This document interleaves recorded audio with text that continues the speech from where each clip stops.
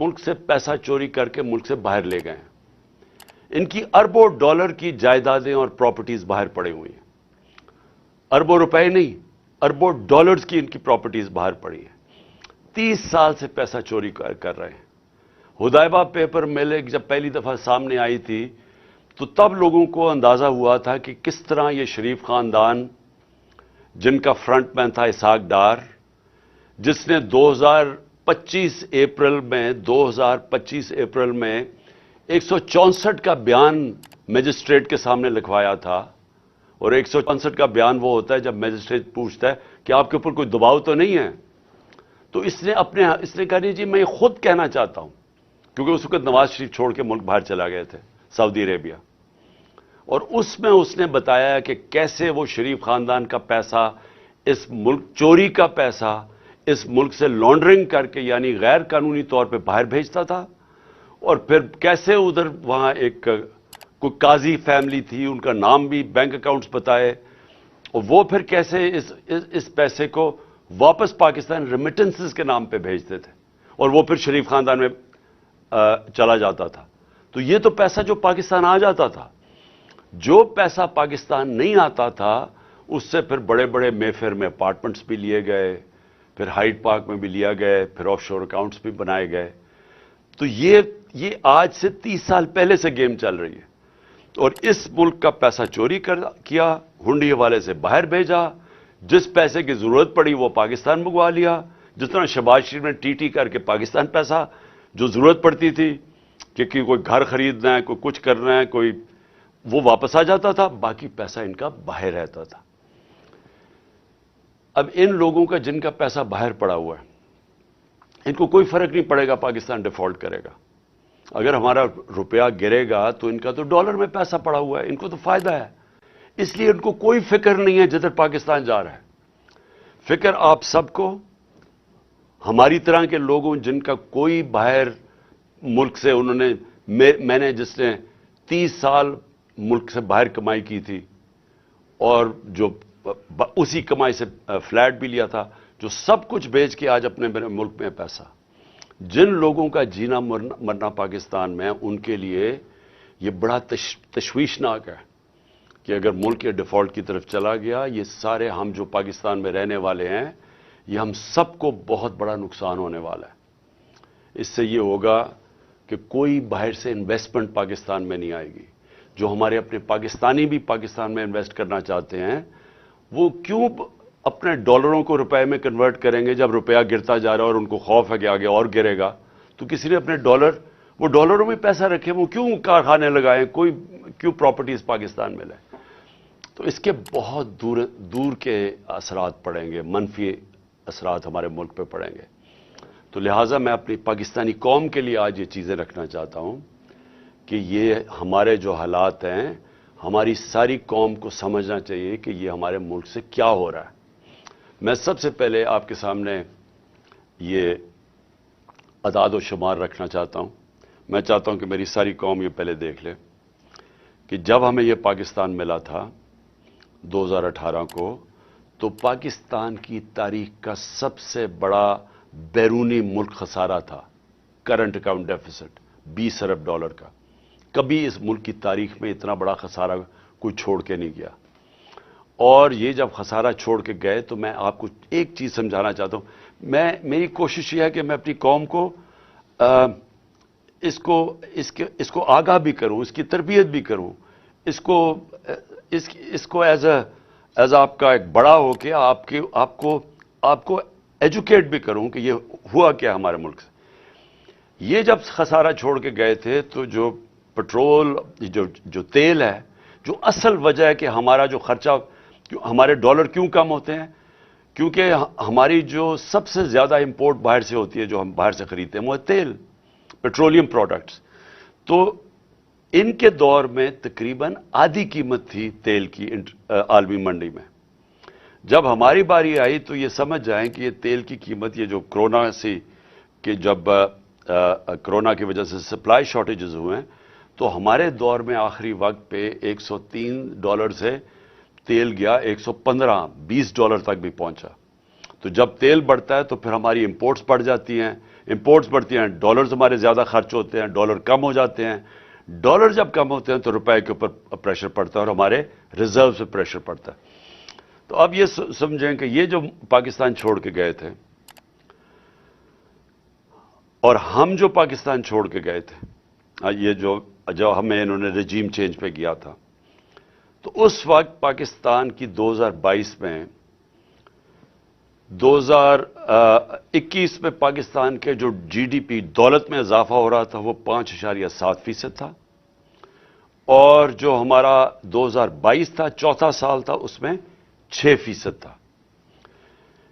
5.7 اور 6% پاکستان کی تاریخ میں یہ صرف اور صرف اگر اس طرح کی پاکستان کی جی ڈی پی گروتھ ہوئی یا دولت میں اضافہ ہوا، یہ مارشل لاز میں ہوا تھا، ایوب خان کے زمانے میں یا جنرل ضیاء کے زمانے میں اور جنرل مشرف کے زمانے میں. یہ کیوں ہوا تھا ان کے دور میں؟ کیونکہ ہم ان کے ساتھ ان کی 2 دفعہ جنگوں میں شرکت کر رہے تھے، افغان وار میں اور وار آن ٹیرر میں، اور اس سے پہلے ہم سیٹو اور سینٹو کے امریکہ کے ساتھ ملے ہوئے تھے پیکٹ میں کولڈ وار کے دوران جب ایوب خان کا دور تھا. صرف ان دوروں کے اندر ہماری گروتھ ریٹ اس سطح پہ پہنچی تھی کیونکہ امریکہ سے ڈالرز مل رہے تھے پاکستان کو. یہ واحد گورنمنٹ ہے جو امریکہ کے ڈالرز نہ ملنے کے باوجود اس نے 5.7 اپنے تیسرے اور 6.8 پہ ہماری اکانومی گرو کی. اور یہ یاد رکھیں کہ اس میں 2 سال کرونا آیا تھا جو ایک ایسی وبا تھی جس نے دنیا کی اکانومیز کو تباہ کر دیا تھا. ہندوستان کے حالات دیکھیں، ان کی منفی میں چلی گئی تھی گروتھ ریٹ. ایران کا دیکھیں جو ہمارے نیبرز کی بات کر رہا ہوں دنیا میں، اور ابھی تک اس کے اثرات ہیں وہ کرونا کے. تو ہمارے دور میں اس کے باوجود کہ کرونا تھی اور یہ یاد رکھیں کہ دنیا نے اکنالج کیا تھا کہ پاکستان وہ 3 ٹاپ ملکوں میں جس نے سب سے بہترین طور پہ کرونا کو مینج کیا. اور اس کے ثبوت کیا ہے کہ ہم نے اپنی اکانومی بچا لی، اپنے غربت بچا لی، اپنے روزگار بچایا لوگوں کا، اور ہمیں اپنی انڈسٹری بچا لی، اور ہم نے یہ 5.7 اور 6% پہ گرو کیا. ہماری ریکارڈ ریمیٹنسز تھی، بیرون ملک پاکستانی کو سب سے زیادہ ہمارے پہ اعتماد تھا. 31 ارب ڈالر کی انہوں نے ریمیٹنسز بھیجی جو ریکارڈ تھا. نون لیگ کی دور میں 19.6% ریمیٹنسز تھی. ہم نے ادھر سے لے کے گئے 3.5 سال میں 32 ارب ڈالر پہ. ہمارا جو ڈیفیسٹ چھوڑ کے گئے ہم، اس کے باوجود کہ تیل کی قیمتیں ریکارڈ کی پرائس پہ تھی، ساری چیزیں مہنگی ہو گئی کرونا کی وجہ سے، سپلائی شارٹیجز کی وجہ سے، اس کے باوجود ہم جو جی ڈی پی چھوڑ کے گئے تھے کرنٹ اکاؤنٹ بیرونی ڈیفیسٹ وہ 4% تھا. نون لیگ چھوڑ کے گئی تھی 5.8%، جب تاریخی سب سے کم تیل کی قیمتیں تھیں. ہماری گندم 27.5 ملین ٹن ہماری گندم تھی جو کہ ریکارڈ تھا پاکستان کی تاریخ میں.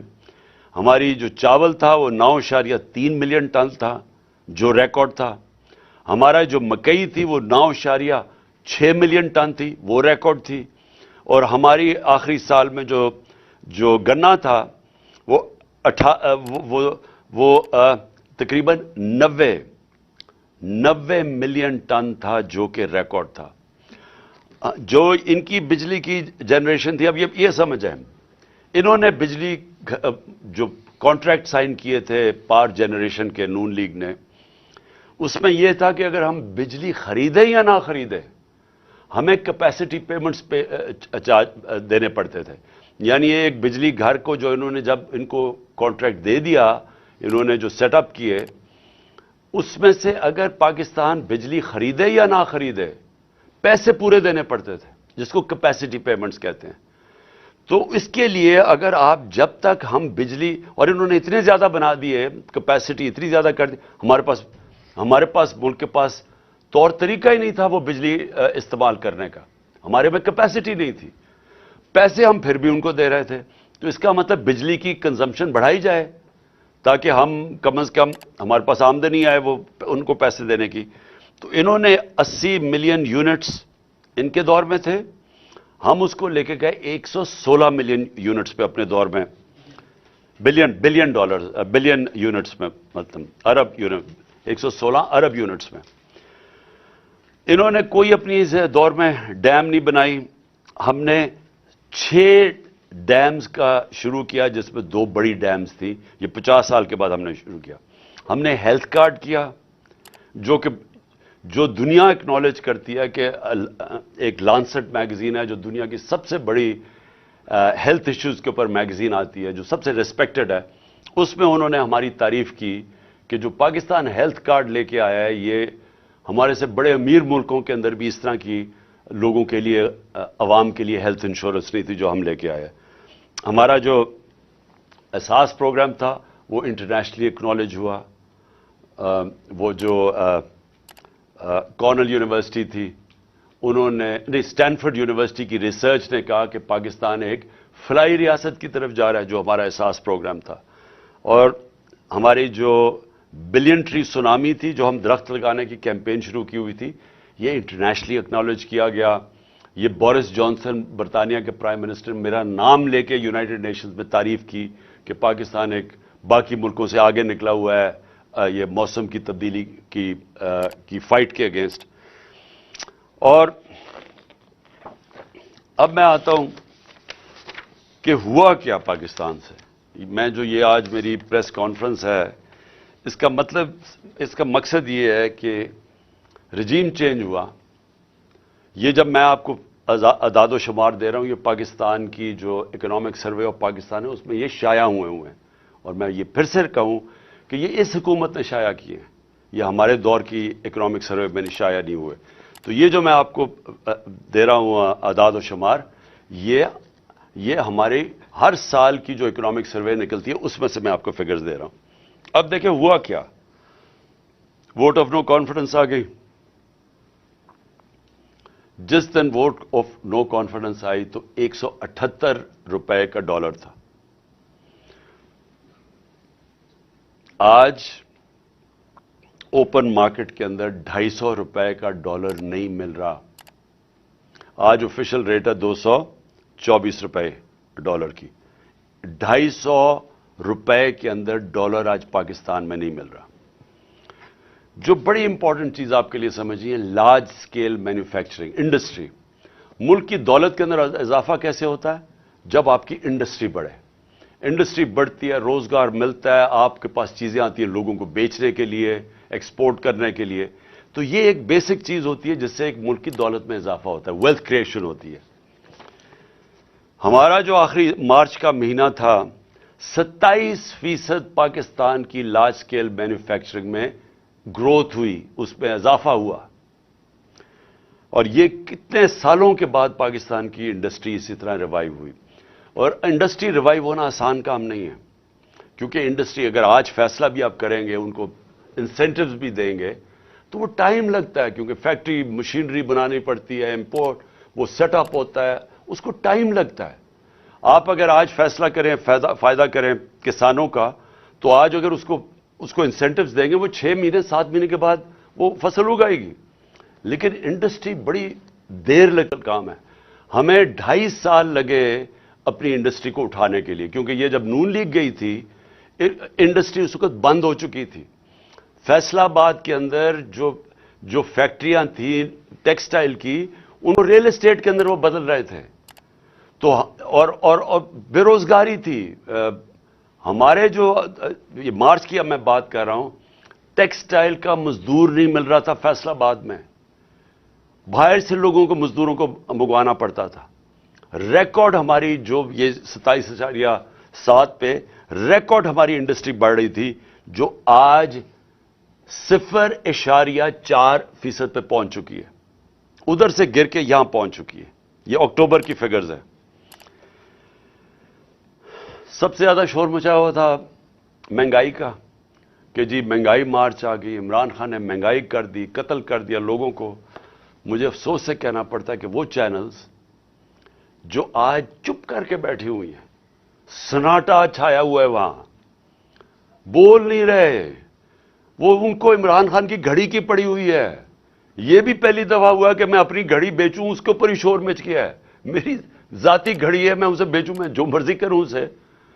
اس کے اوپر کوئی بات نہیں کر رہا کہ آج لوگوں کا جو معاشی قتل ہو رہا ہے. ہمارے دور میں مائک جا رہا ہوتا تھا سب کے سامنے, اچھا جی بتائیں کتنی مہنگائی ہے, کتنی تکلیف ہے, چن چن کے. آج کیوں نہیں جا رہے؟ آج ذرا یہ سنیں کہ ہمارے دور میں جب لوگوں کے پاس جا رہے تھے مہنگائی کتنی تھی, تو انفلیشن تھی 12.5%. اس پہ جناب بلاول بھٹو نے اتنا جوش میں کہ میں مہنگائی مارچ کرنے لگا ہوں, میں کمپٹان دیں گے اسلام آباد میں پہنچ کے. تو آج مہنگائی کدھر پہنچی ہے؟ 24% کے اوپر.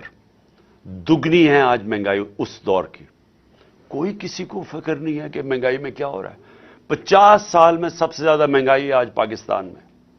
کتنے لوگ یہ, کتنے وہ میڈیا ہاؤسز اپنے ضمیر جگائیں. پیسہ سب کچھ نہیں ہے. پیسے کے پیچھے چوروں کی نہ مدد کریں. اس ملک میں چوروں کا نہ بچائیں اپنے پیسے ضمیر بیچ کے. آج دگنی مہنگائی ہے. اور کون سی قیامت آ گئی کہ تب سے اور اب میں کتنا مہنگائی اصل تو ہوئی تھی تیل کی وجہ سے. ہم کیوں پھنسے ہوئے تھے؟ امپورٹڈ مہنگائی تھی. دنیا میں تیل کی قیمت بڑھ گئی تھی کرونا کی وجہ سے, سپلائی شارٹیجز تھے. تو آج انٹرنیشنل مارکیٹ میں تیل کی قیمت کیا ہے؟ $80 سے بھی نیچے آ گئی ہے. آج $70 اور $80 کے بیچ میں قیمت ہے. ہمارے دور میں $103 سے $115 تک تیل کی قیمت تھی, جس کی وجہ سے ہمیں مشکل پڑی ہوئی تھی مہنگائی روکنے کے لیے. تو ہم جب کہتے تھے کہ باہر سے مہنگائی ہے تب تو کوئی نہیں سنتا تھا. اور آج یہی لوگ جب کہ نیچے آ چکی ہے تیل کی قیمت اور آج مہنگائی اسمانوں پہ ہے, آج سناٹا ہے. آج ہمارے دور میں جو پٹرول اور ڈیزل تھا وہ $150 لیٹر پہ تھا. آج کوئی $234 پہ ایک ہے, 224 پہ ایک ہے, 236 پہ ڈیزل ہے. تو آج کیوں نہیں, جب ڈالر نیچے, جب تیل نیچے آ گیا ہے تو آج کیوں نہیں کسی کو فکر کہ لوگوں کی کمر توڑ دی ہے یہ پٹرول اور ڈیزل کے اسمانوں پہ قیمت گئی ہے جو عام آدمی کو افیکٹ کرتی ہے. پھر جو اب میں خطرناک چیزیں آپ کو بتانے لگا ہوں کہ دیکھیں ہمارا مسئلہ کیا ملک کا. ہمارا مسئلہ یہ ہے کہ یہ جو 2 خاندان 30 سال سے بیٹھے ہوئے تھے اور اس سے پہلے ملٹری ڈکٹیٹرز تھے, 60 کی دہائی کے بعد کبھی کسی پاکستان کی حکومت نے زور نہیں لگایا ایکسپورٹس بڑھانے میں. جب تک آپ ایکسپورٹس نہیں بڑھائیں گے ڈالرز ملک میں کیسے آئیں گے؟ نون لیگ کے پچھلے 5 سال میں ایکسپورٹس 0 بڑھی ہیں. 5 سالوں میں ان کی ایکسپورٹس نہیں بڑھی. تو جب ایکسپورٹس نہیں بڑھیں گی, مجھے آج تک یہ نہیں سمجھ آئی کہ ملک کی دولت میں کیسے اضافہ ہوگا. کیسے ایشیا ٹائیگر بنا دیں گے تو لاہور کو پیرس میں بنا دیں گے. جب تک آپ کی ایکسپورٹس نہیں بڑھیں گی وہ ملک کبھی بھی وہ ترقی نہیں کر سکتا, اس کی دولت میں اضافہ نہیں ہو سکتا. چائنا جو آج ایک اکنامک سپر پاور ہے, انہوں نے اپنی ایکسپورٹس آج ان کی پتہ نہیں $2,000 ارب کی ایکسپورٹس ہیں. ہماری آج ایکسپورٹ جب ہمیں ملا تھا پاکستان تو $24 ارب کی ایکسپورٹس تھی 22 کروڑ پاکستانیوں کی, اور ہمیں فخر ہے کہ ہم اس کو لے گئے $33 ارب پہ, کیونکہ وہ بھی بڑا زور لگا کے, کیونکہ کرونا تھا. کرونا کی وجہ سے دنیا بند ہوئی تھی, 2 سال تو چائنا بند رہا ہے, تو اس کے باوجود ہم $33 ارب. تو ایکسپورٹس کے اوپر کبھی کسی نے زور لگایا نہیں ہے. تو آج پاکستان کے اندر جو خوفناک بات کیا ہے کہ ہماری ایکسپورٹس گرنی شروع ہو گئی ہے. جو ہماری ایکسپورٹس بڑھ رہی تھیں اور جو ریکارڈ پہ پہنچی تھی, اور ہمارا خیال تھا کہ اگر ہم رہتے تو وہ $38 ارب پہ پہنچ جانی تھی, وہ اب ہر مہینے 18% ایکسپورٹس پاکستان کی گر رہی ہیں. تو بجائے دولت میں اضافہ ہونے کے وہ نیچے آ رہا ہے. جو ہماری ریمیٹنسز ہیں, جو ہمارا جو اوورسیز پاکستانی پیسے بھیجتے ہیں, ایک تو ان کو اعتماد نہیں ہے اس حکومت پہ, دوسرا اور وہ ہے کہ ہمارا روشن ڈیجیٹل اکاؤنٹ جس میں اوورسیز پاکستانی پیسے وہ کم ہونے شروع ہو گئے ہیں. پاکستانیز نے اپنا پیسہ نکالنا شروع کر دیا اوورسیز پاکستانی نے.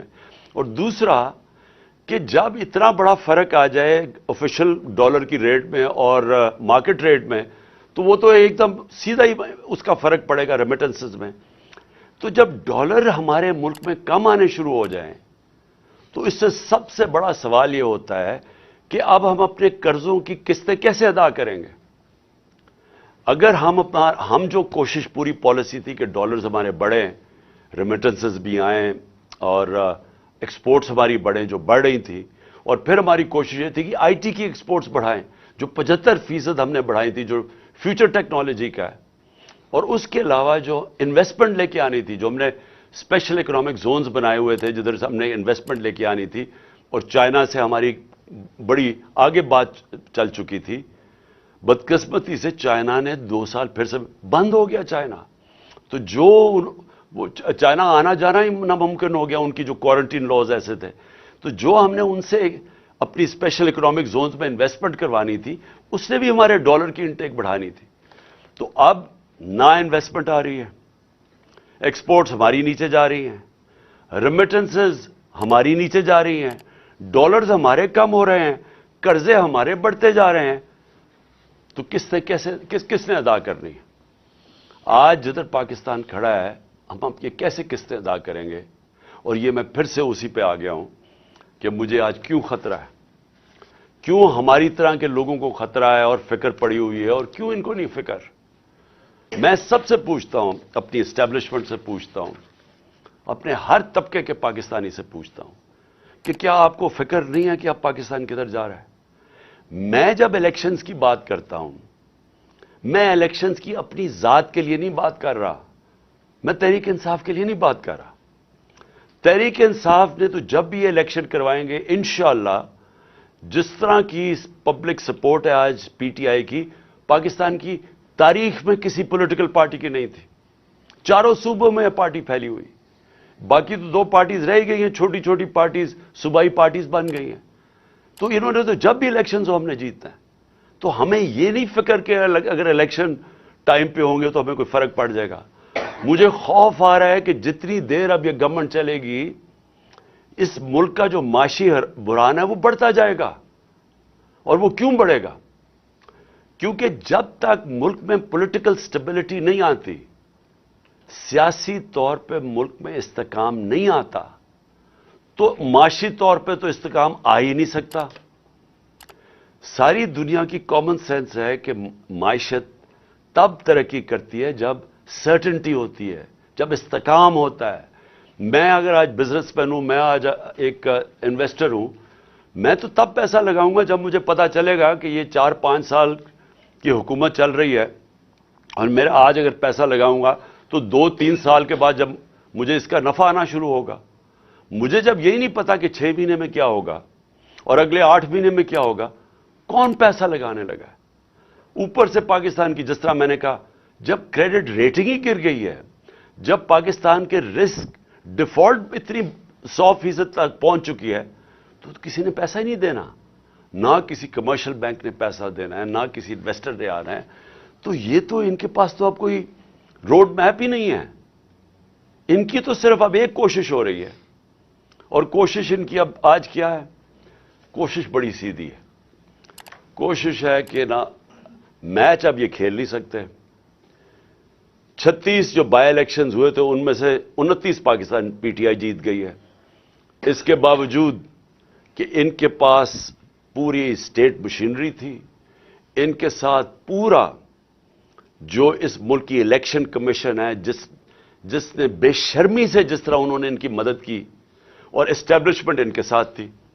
ہمیں کہا گیا تھا نا جی سلیکٹڈ ہے، تو اب تو کسی میں شک نہیں ہونا چاہیے نا کہ کون سلیکٹڈ ہے.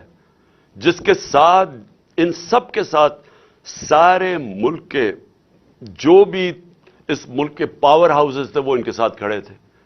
اس کے باوجود 75% by elections P T I جیتی ہے. اب اس خوف سے انہوں نے الیکشن نہیں کروانے. نواز شریف وہاں باہر بیٹھا ہوا ہے، اس نے وہ الٹا لٹک جائے گا، الیکشن نہیں کروائے گا، کیونکہ اسے پتا ہے الیکشن میں رزلٹ ان سے بہت برا ہونا ہے. لہٰذا یہ ڈیلے کرنا چاہتے ہیں. ان کی تو اگر کوشش ہو تو یہ تو اس سے بھی آگے جانا چاہتے ہیں. تو اگر یہ الیکشن نہیں ہوگا तहरीक इंसाफ का नुकसान नहीं होने लगा, मुल्क का नुकसान हो रहा है। मुल्क जिस तेजी से नीचे जा रहा है, मुझे छोड़ें, बाहर के कोई भी इंडिपेंडेंट जो माइशत के तज्जियाकार हैं, किसी से पूछ लें। ये जो मूडीज और फिच जो क्रेडिट रेटिंग करते हैं दुनिया में मुल्कों की, क्या वो तो हमारे साथ नहीं है जो कह रहे हैं कि आज पाकिस्तान की रेटिंग बिल्कुल नीचे गिर चुकी है?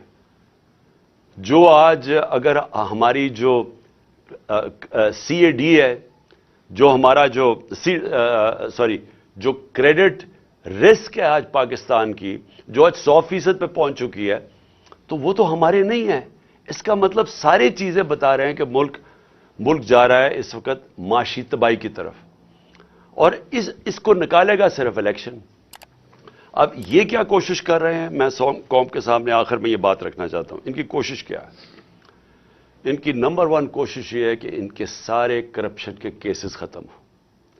मुझे बड़े अफसोस से कहना पड़ता है कि इनको NRO 2 दिया गया, और जिसने दिया हम सब जानते हैं किसने इनको NRO 2 दिया। NRO 1 जनरल मुशर्रफ ने दिया, NRO 2 इधर जो मुल्क का ताकत में था उसने दिया।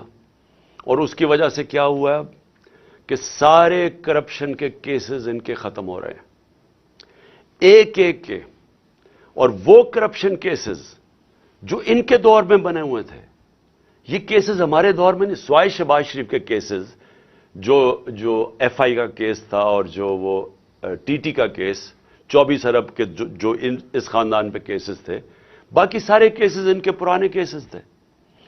सारे केसेस बारी बारी माफ हो रहे हैं। इन्होंने NRO 2 अपने आप को, NRO 2 जो कि असेंबली के अंदर कानून पास करके जो नैब में तरमीम की है, अब ये सब बच जाएंगे। और यही मकसद इनका आने का था।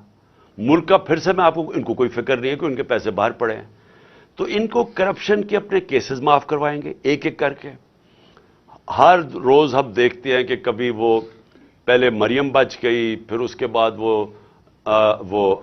इसहाक डार आया, वो ड्राई क्लीन हो गया। उसके बाद अब ये राना सनाउल्लाह को भी उन्होंने फैसला किया कि जी ये तो बिल्कुल ही साफ और शफाफ हो गया। और फिर अब सलमान शहबाज साहब लंदन से वापस आ रहे हैं, जो कि मफरूर था। किस चीज़ पे मफरूर था? क्योंकि ये इसकी कंपनी थी रमज़ान का, ये डायरेक्टली उसका CEO या डायरेक्टर था।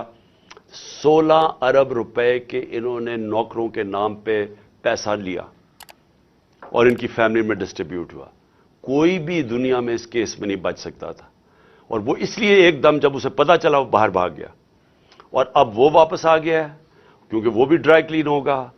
4 गवाह मर चुके हैं जैसी इनकी हुकूमत आई। 4 गवाह उस केस में, मकसूद चपरासी वाले केस में मर चुके हैं। मकसूद चपरासी भी बेचारा मर चुका है, डॉक्टर रिजवान भी मर चुके हैं जो इन्वेस्टिगेटर थे। तो उधर से भी पाक हो जाएंगे अब, इसलिए वो वापस आ गया है। और जो TT के केस हैं, जो इन्होंने फलूद वाला और वगैरह के नाम और पता नहीं चीनी वाला के नाम पे, जो कभी पाकिस्तान से बाहर भी नहीं गए थे, इन्होंने उनके पासपोर्ट लेके तो अरबों रुपया उनके नाम पे पाकिस्तान मंगवाया। वो भी अब सारे केसेस में ड्राई क्लीन हो जाएगी, क्योंकि नैब का अपना ऊपर आदमी इन्होंने रख दिया है। FIA का इन्होंने अपना दोनों अदारे तबाह कर दिए हैं सिर्फ अपने आप को बचाने के लिए। और बाकी इन 2 इदारों का ये काम अब है कि क्यों ये टाइम चाहते हैं। ये टाइम इसलिए चाहते हैं कि तहरीक इंसाफ के ऊपर केसेस किए जाएं, इमरान खान को डिस्क्वालीफाई किया जाए। केसेस ढूंढो, किसी तरह इसको डिस्क्वालीफाई किया जाए। अपना इन्होंने एक बददियानतदार इलेक्शन कमिश्नर बैठाया हुआ है। कभी किसी मुल्क की तारीख में ऐसा नहीं हुआ कि वो एक आदमी 2.5 साल से हमारे खिलाफ फैसले कर रहा है। हम 8 दफा अदालत में गए हैं इसके फैसलों के खिलाफ, उन्होंने ओवरटर्न कर दिया, इसके फैसले रद्द कर दिए। हम सुप्रीम जुडिशल काउंसिल में इसको लेके गए हुए हैं, हमने इसके ऊपर केसेस किए हुए हैं, हमारे केसेस नहीं सुने जा रहे हैं, और वो हमारे ऊपर केसेस पे केसेस किए जा रहे हैं। और सिर्फ एक पॉइंट एजेंडा है कि मुझे डिस्क्वालीफाई करे और हमारी पार्टी को नुकसान पहुंचाए। एक मिनट। और मैं जो इसके साथ साथ जो सबसे बड़ा जो मैं आखिर में बात करना चाहता हूं, वो आजम स्वाति की है। میں سمجھتا ہوں کہ ایسا میں نے اپنے ملک میں مارشل لاز میں ایسے حالات نہیں دیکھے جو اعظم سواتی سے ہو رہا ہے۔ اعظم سواتی کا قصور کیا تھا؟ اس نے ایک ٹویٹ کی جس نے اس نے جنرل باجوہ کو کہا کہ اس نے NRO 2 دیا پاکستان میں۔ یہ سارا پاکستان کو پتا ہے کہ اس نے NRO 2 دیا ہے، لیکن اس کے اوپر جو اس کو سزا ملی ہے، کون سے معاشرے کے اندر اس طرح کا ظلم ہوتا ہے کہ ایک سینیٹر اپنا پوائنٹ آف ویو نہیں دے سکتا؟ بھئی آپ کہتے ہیں نہیں دیا، لیکن یہ تو نہیں کر سکتے آپ کو ننگا کر کے اس کو مارو، بچوں کے پوتوں پوتیوں کے سامنے اس کے اوپر ظلم تشدد کرو، اس کے بعد اس کو یہ جو آپ کر رہے ہیں اس کی پھر بیوی کے اور بیٹی کے سامنے گندی کیسٹ بھیجو، اس کے بعد وہ اس کے اوپر کیسز کر دو، کوئی 30 کیسز کر دو، اس جو ہارٹ کا مریض ہے اس کو کوئٹہ بھیجا جائے ان حالات کے اندر، پھر اس کو اب سندھ پہنچا دیا ہے، اس کے گھر کے اوپر انہوں نے واردات کی ہے، ایک دم CDO کو پتا چل گیا کہ اس نے کچھ اس کا گھر سیل کر دیا ہے۔ کون سی دنیا کے اندر اس طرح کے حالات ہوتے ہیں جو اپنے آپ کو جمہوریت کہتی ہے؟ یہ ظلم کا نظام ہے، اس کی انتہا ہے۔ اس کے اوپر میں صرف ختم کرتا ہوں حضرت علی کا قول سے کہ کفر کا نظام چل جائے گا لیکن اس طرح کا ظلم کا نظام نہیں چل سکتا۔ ایک ایک کر کے ایک ایک کر کے آپ نے اسمبلیاں تحلیل کرنے کی بات کی، ایک ایک کر کے ایک ایک کر کے خان صاحب یہ رہنمائی فرمائیں کہ PDM جو ہے وہ آپ کی اسمبلیاں تحلیل کرنے کی جو اعلان ہے اس کو سنجیدہ نہیں لے رہی، نہ تو مذاکرات کی میز پر بیٹھنے کے لیے تیار ہے اور نہ ہی وفاقی اور دوسری صوبائی اسمبلیاں تحلیل کرنے کی طرف آ رہی ہے۔ تو ایسے میں کیا آپ اپنی ہی اسمبلیاں تحلیل کر کے الیکشن میں چلے جائیں گے، یا جو آپ نے ان کو ایک وقت دیا تھا کہ یہ بیٹھ کر مذاکرات کی میز پر آئیں وہ تو سنجیدہ نہیں لے رہے؟ دیکھیں اسی کے ساتھ آپ نے یہ بات کی ہے کہ کافی الیکشن تاخیر سے کروانا چاہ رہے ہیں اور یہ بالکل نظر بھی آ رہا ہے کہ وہ ابھی لیٹ کرنا چاہ رہے ہیں۔ خان صاحب اس پہ آپ کی پارٹی کا کیا موقف ہوگا؟ کیا آپ کوئی اگریسو موڈ کے اندر آگے آئیں گے احتجاج میں، یا جیسے ابھی آج کل ہلکا پھلکا ہلکے مختلف کانسٹیچوئنسیز کے اندر احتجاج کر رہے ہیں، یہ جاری رکھیں یا کوئی بڑی کال دینے جا رہے ہیں آپ آگے؟ دیکھیں، سب سے پہلے تو مجھے کبھی کوئی شک نہیں تھا کہ نواز شریف یا زرداری کبھی بھی الیکشنز کی طرف نہیں جائیں گے۔ اور کیوں مجھے شک نہیں تھا؟ کہ دونوں اس ملک کے بڑے مجرم ہیں، یہ کرپٹ لوگ ہیں، ان کو ڈر لگا ہوا ہے کہ اگر یہ الیکشنز میں ہار گئے تو ان کو ڈر یہ لگا ہوا ہے کہ اتنی محنت سے جو انہوں نے 7 مہینے میں اپنے کیسز ختم کیے ہیں یہ پھر نہ ریوائیو ہو جائیں۔ ان کا انٹرسٹ پاکستان کا انٹرسٹ ان کا انٹرسٹ نہیں ہے، ان کا انٹرسٹ ہے کہ پہلے کیسے چوری کرو اور پھر چوری کو بچاؤ کیسے۔ تو مجھے کبھی کوئی شک نہیں تھا کہ انہوں نے الیکشن نہیں ماننا۔ میری کوشش یہ ہے کہ اس ملک کے جو ادارے ہیں وہ اس وقت ملک کا سوچیں۔ یہ میں عمران خان اپنا نہیں سوچ رہا، مجھے اپنے ملک کا خوف آیا ہوا ہے، اور اگر یہ ملک خدا نہ خواستہ جس طرف تیزی سے جا رہا ہے، جو دنیا کہہ رہی ہے آپ کے ڈیفالٹ کی طرف جا رہا ہے، اگر یہ ادھر چلا گیا، اگر کسی نے مثلا یہ ہوپ کر رہے ہیں کہ IMF یا چائنا بیل آؤٹ کر دے گی، اگر انہوں نے نہ کیا تو یہ ملک کی جو حالات ہوں گے یہ سارا ملک افیکٹ ہوگا۔ ہر وہ آدمی جس کا جینا مرنا پاکستان میں وہ افیکٹ ہوگا، سوائے وہ جنہوں نے ڈالرز میں اپنے پیسے باہر رکھے ہوئے ہیں۔ لہٰذا میں نے جب یہ فیصلہ کیا تھا مجھے پتا تھا انہوں نے نہیں الیکشن کروانے، اس لیے ہمارا پلان پورا وہی ہے۔ جب میری تیاری ہوگی، میں نے آپ کو کہا دسمبر میں انشاءاللہ ہو جائے گی، میں اپنے وہی جو میں نے اناؤنس کیا اسی پہ میں چلوں گا، میں یہ اسمبلی سے نکل جاؤں گا۔ صاحب یہ بتائیے کہ اعظم سواتی کے خلاف اسلام آباد میں مقدمہ درج ہوتا ہے، بلوچستان میں ہوتا ہے، پھر ان کو اٹھا کر سندھ میں لے گئے ہیں، شہباز گل کے خلاف مقدمہ درج ہوئے، اس بار تو ان کے خلاف لاہور کے اندر مقدمہ درج کیا گیا جہاں پر PTI اور کافری کی مشترکہ حکومت ہے۔ ان کے خلاف جو مقدمہ درج اگر کیا، چودھری پرویز لائی اس میں انوالو ہیں یا کوئی اور طاقت انوالو ہے؟ کون اس میں یہ مقدمات درج کر رہا ہے؟ دیکھیں، میں اس پہ چیک کروں گا